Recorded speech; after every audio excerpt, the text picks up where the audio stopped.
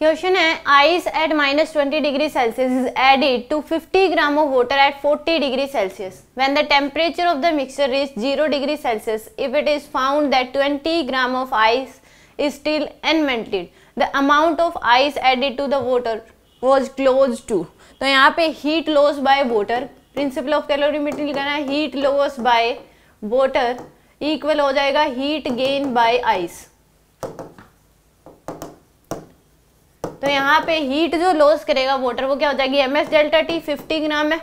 हमें इसमें ग्राम में निकालना है तो एज इट इज रख लो। ms की वैल्यू 4.2 इंटू में डेल्टा टी कितना था 40 से 0, तो डेल्टा टी की वैल्यू कितनी हो जाएगी 40। हीट गेन बाय आइस, मान लो कि m मास की जो आइस है वो हमने डाली थी 20 ग्राम उसमें से रहती है, तो m-20 इंटू में क्या हो जाएगा l प्लस में m,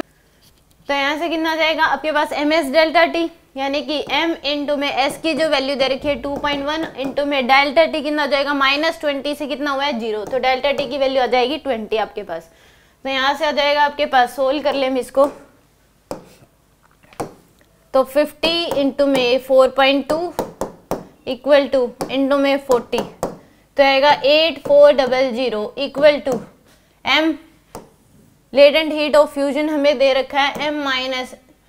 m इंटू में 334 माइनस का यहाँ पे करेंगे 334 इंटू में 20, तो आ जाएगा आपके पास 6680 प्लस में यह आ जाएगा आपके पास 2.1 इंटू में 20, तो यहाँ से आ जाएगा 42m। तो यहाँ से अगर हम देखें तो यह आ जाएगा 8400,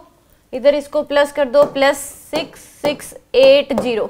तो आएगा 15080 इक्वल टू 334 प्लस में 42,